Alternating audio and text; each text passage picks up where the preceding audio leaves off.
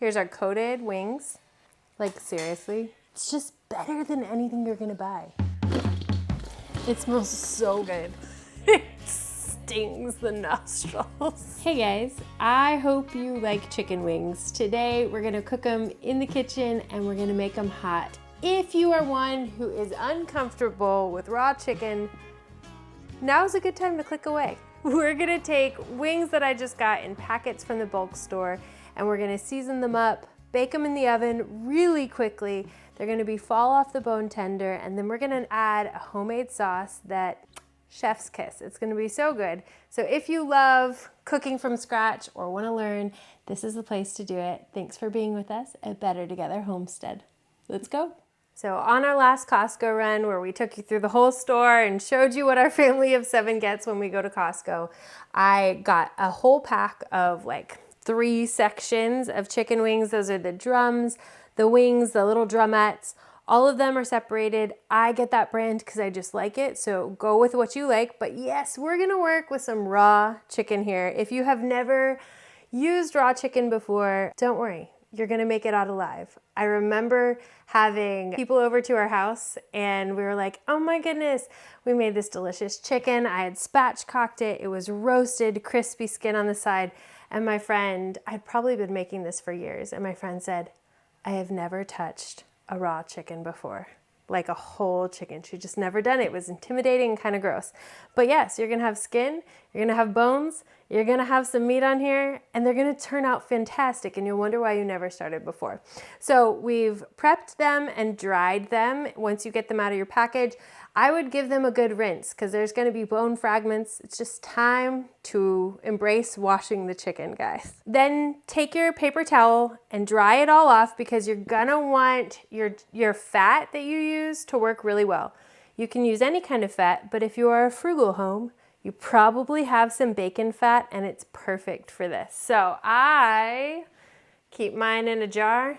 Here's a mini jar. I have a large jar as well, but this one's gonna do really good for this project right here. And you can prep it any way you like. I dump all of the chicken wings onto the largest baking pan I've ever bought in my life. And then I just plop on a big plop of bacon fat. I'm gonna lovingly, tenderly massage each of these chicken wings because this is one of my favorite things ever to eat. So let's get at it. Are you gonna comment on the hole in the kitchen?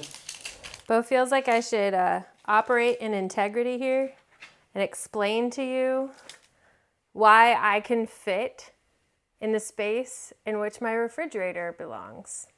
That's because my refrigerator went out this week and I'm so deeply exhausted by it, but a new one is coming, so I really can't complain. All right, this is the part where you're gonna get offended because I use my hands. Don't worry, this jar is only going to be for chicken, guys.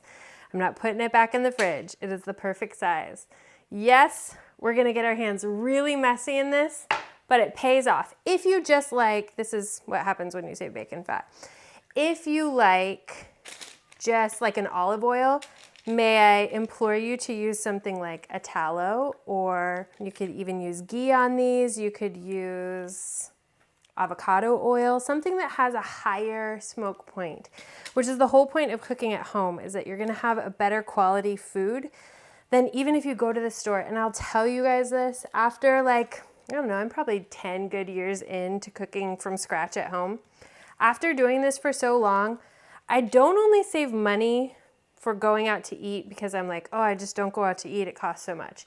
I save money from going out to eat because there are a lot of things I can cook at home now that taste better than I can get out to eat. So if I'm gonna go somewhere, it'll be like sushi or Asian food, which I'm not super good at cooking yet, and things that I just can't make at home as easily. But if you don't love to touch raw chicken yet and you really wanna try making your own from scratch wings that are way better than any wing joint you're gonna go to, then you can put this in like a huge bowl like I have, or smaller quantities at once. You might not be feeding 7 people at once. And then just toss it around. So like a liquid oil like olive or avocado, that's super easy to work with because you don't have to get your hands dirty. And quite frankly, there is a reason why my husband is not in here massaging these wings is because he does not like to get his hands dirty. Not like metaphorically, but he is the tidiest sourdough baker you have ever met. His hands shall,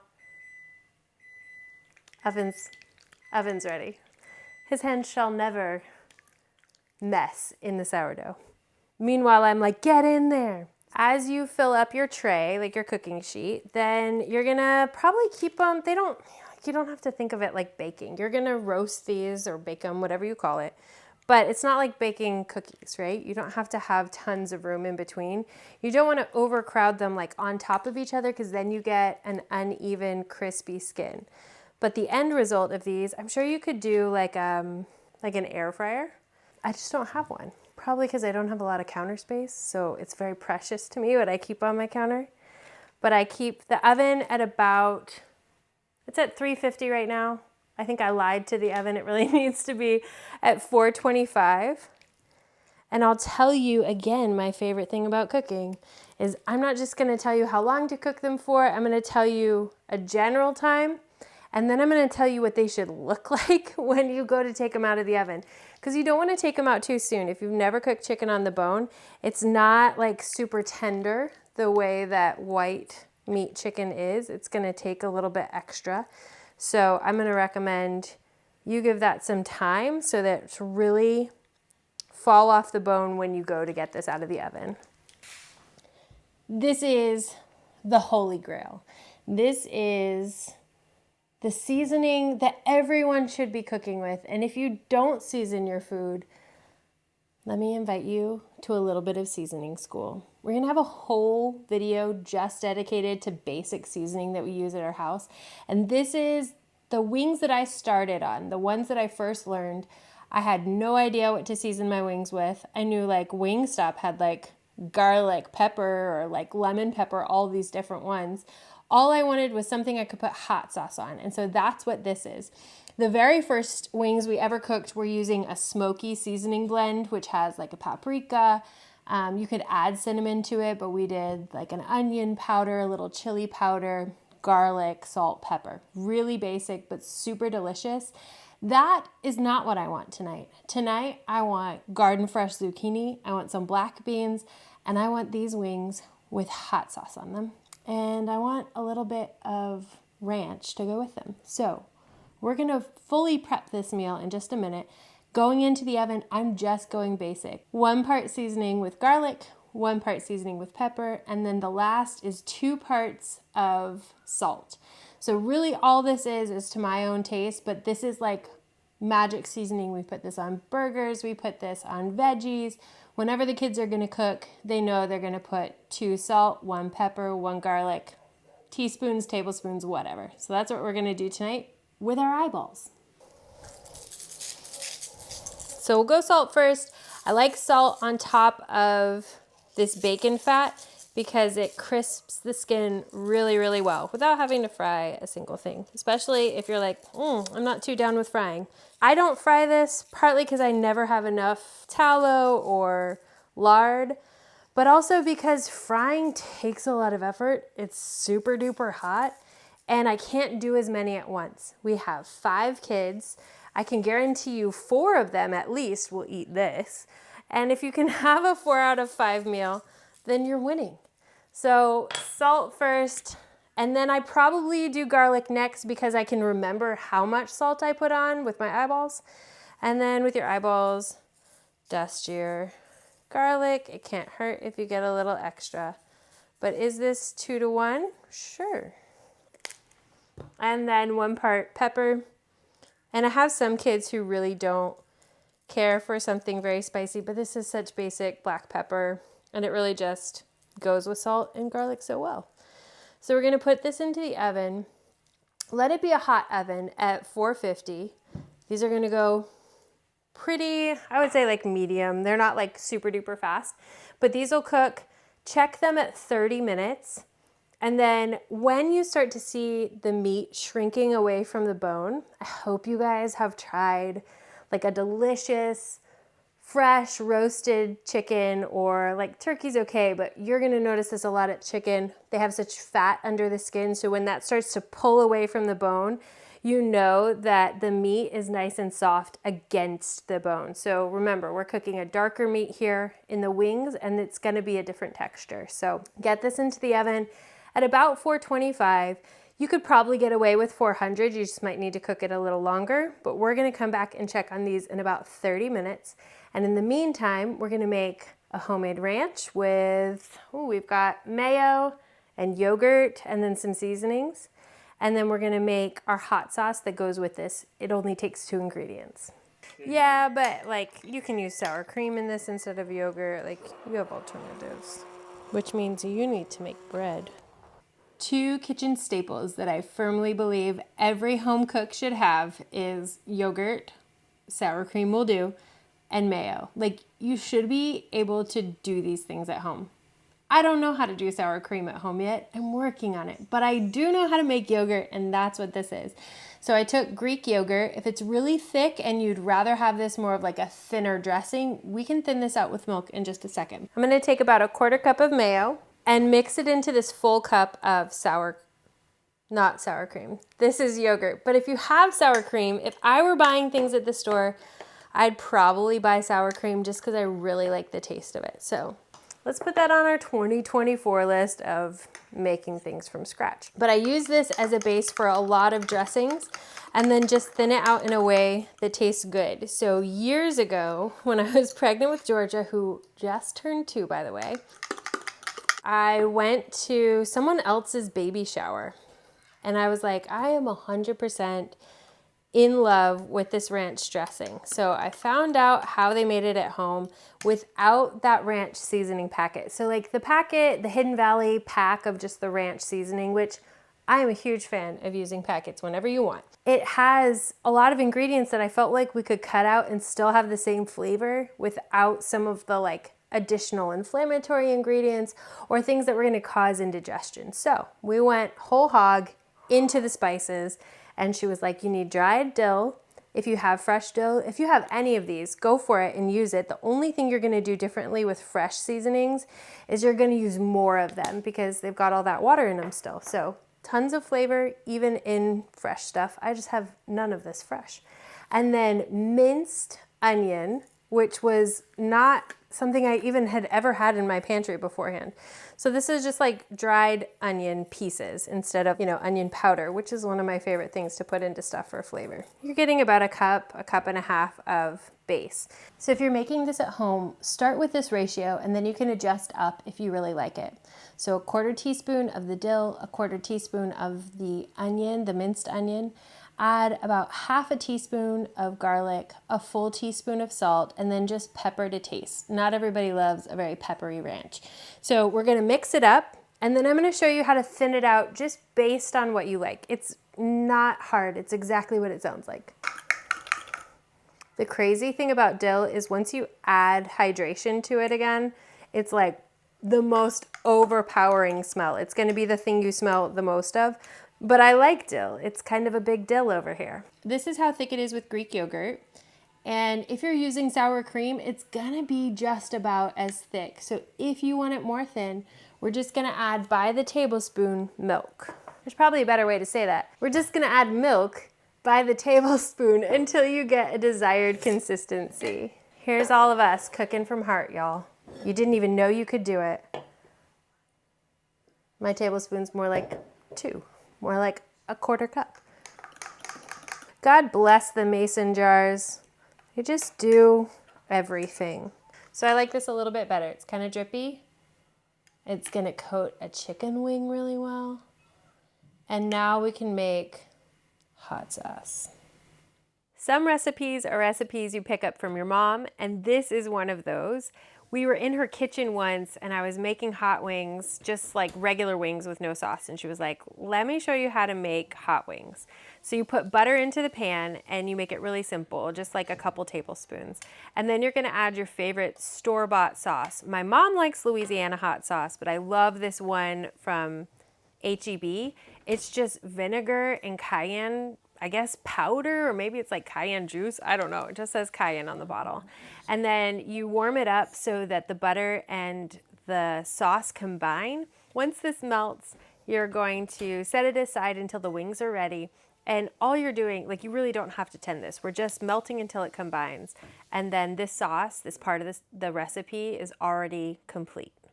The last thing to do is pick a side. So we've got zucchini abundant in the garden. I'm just gonna go ahead and fry that up. I guess it's really more of a saute. We're gonna saute that in some more bacon fat because it's abundant as well, and then just salt and pepper on top of it. This is one of those things that goes with absolutely everything. So if you like a little bit more Cajun spice on there, you can't go wrong with zucchini. It's just gonna take on whatever flavor you give it. So let's cut some of these up. They'll go on the side, and the very final thing we'll do is take out those chicken wings from the oven and add in all the hot sauce, just tossing them together, and that ranch on the side. I think it's gonna be a really good dinner. One of the things that kind of astounds me is when I go to the garden and we actually eat what we've grown. And I've been doing a lot of thinking lately about what is the real purpose of gardening. And I just keep coming back to like the value of doing things in unseen spaces, which can sound a little bit ironic because we have a YouTube channel. So very little of what we do winds up being unseen. But like even unseen to my kids. And we were talking this past week, my oldest and I, who just got back from camp, and we were talking about like what it means to be leaders and what it means to be, for him, a boy of integrity who does what's right even when no one's looking. He went to this amazing camp, and they just end each week, every week, with different campers. But they end each week with encouragement, like, hey, I was your counselor, and here's what I noticed about your character. Here's what I really enjoyed about having you in my cabin and how you interacted with the other kids. And Everett's counselor was just like so spot on. And he was like, I see you as a leader. I see you as someone who does what's right even when no one's looking. So we had more discussions about like, what does that look like? And whether it's here, just me doing it, going into the garden when no one's around, picking dinner, and putting something that, you know, just complements what we're doing. Or it's my kids doing something when no one's looking that serves them or loves them. I think the act of the garden is what keeps us like practicing that. Practicing doing things in unseen ways that will bless or encourage someone else, that just honor the process of growing things.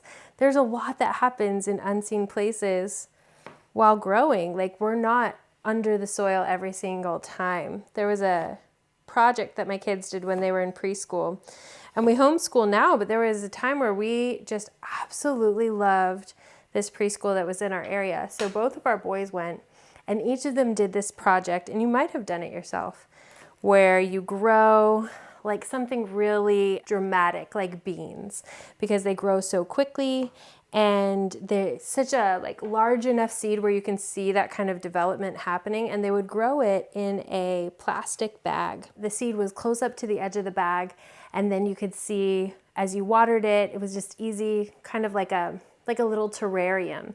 So you could just watch everything happening from below the ground and above. And I think that's super fun and really, really educational. But there is also something, not to like hyper spiritualize it, but there is something for everyone who gardens that would almost describe it as like a holy experience. And this is that we put things into dirt. We trust that the soil we've amended has nutrients in it, and we put these seeds into the soil, and then we water them. And we might not see fruit from that. We might see germination pretty quickly within the first couple of weeks. But my watermelons right now are growing, for example, and I may not see fruit from them for 3 months. Or I might see it growing and just wonder if it's going to get to the end of the line and we're still going to have a lot of fruit, actual fruit from it. And I think that that's the part where I'm reminded that all of creation points to the Creator. All of creation cries that God is holy and that He meets us in holy places, even including the garden. So I love that this is my zucchini from the garden, but more than that, aside from like the sweetness of getting to eat this, getting to serve something amazing and create sustainability for our family, independence from a food system that I personally believe is quite corrupt, that we are encountering God in a sweet and tender place that bears literal fruit and a lot of spiritual fruit as well. So I think the garden, and now we're getting this huge stack of zucchinis about to overflow this even. I'm going to move it to the pot and start sauteing. I've got about 5 minutes left to check on my chicken.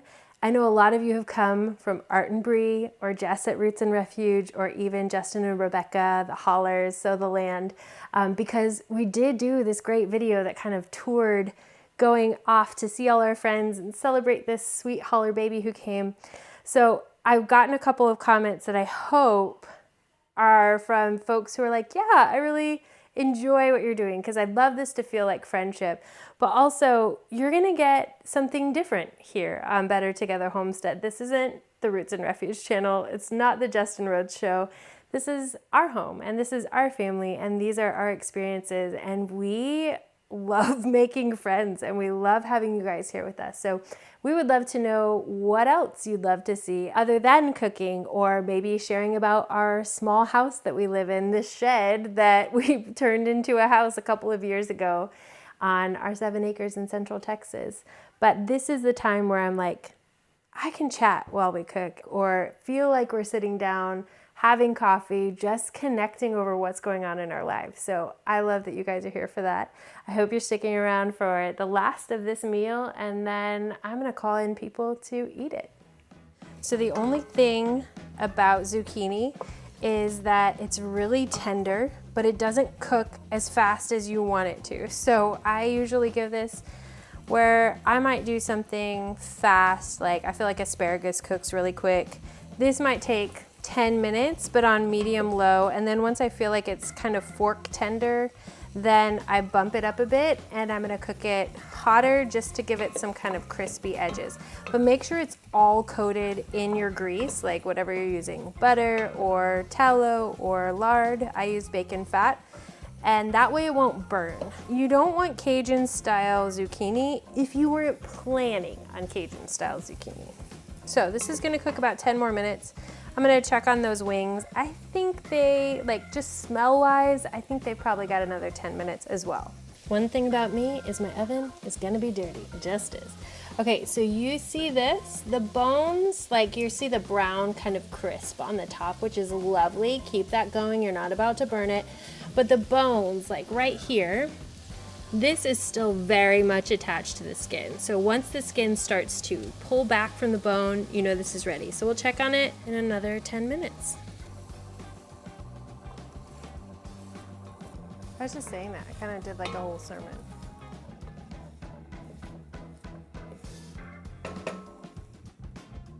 Beans in a pot.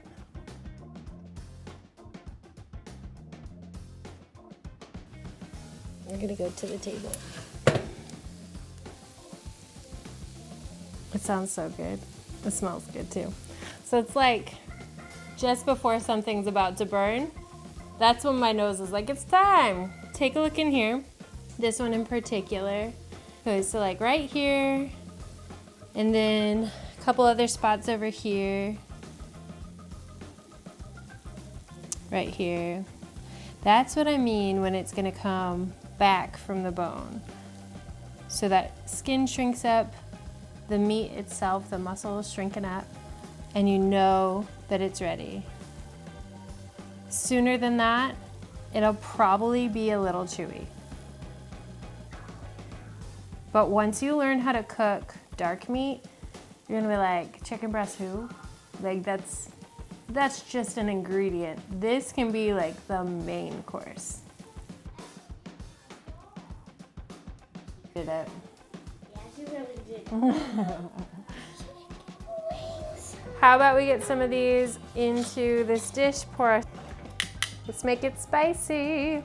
A good 2/3 of us do not like it spicy. So we're just gonna take some of this tray, put it into the sauce, toss it around like we're professionals, and then we're gonna leave the rest with just that salt, pepper, garlic, goodness for kids. And we'll plate up some yummy dinner. Oh my gosh, Finn, that's gonna be good. Why do you want chicken? In your brain? They criticized your love of chicken? Hey, no more. That's too much. This is for me, Dad, and Ollie. There'll be plenty, and there's more in the oven too. Let's get saucy. Here's where we go pro. Giant bowl that you can wash a baby in. It's one of those accidental Amazon purchases where you're like, I don't really know how big this is about to be. And then you get it, and it's larger than your infant at the time. But look how good it is for tossing wings. Popcorn too. It smells so good. It stings the nostrils. If you want to turn one dinner into two, be a creep and have your children collect up all the bones, put it into the freezer in a Ziploc bag, and then take them out of the freezer when you have a hankering for bone broth. They're already cooked. It's already like a really nicely roasted bone. Put it in your Instant Pot or whatever and cook up bone broth, and then you've got the base for like noodles or rice or whatever you're excited about. Sipping bone broth is great too. That's how you make 2 meals out of 1. Because there will not be any chicken wings left after you make this. I don't always love seeing people eat food while it just doesn't work. So I'm gonna show you how it dips. Here's our coated wings. And then, like seriously, it's just better than anything you're gonna buy. If you dare to home cook things you already like to eat and just make them taste even better. So cut away and I can enjoy this wing. Oh my gosh. That's why I don't show people eating. I don't know if I've ever looked like a 60-year-old woman as much as I do with my hair in Ella's clip. But I just couldn't cook with it down. It's so hot.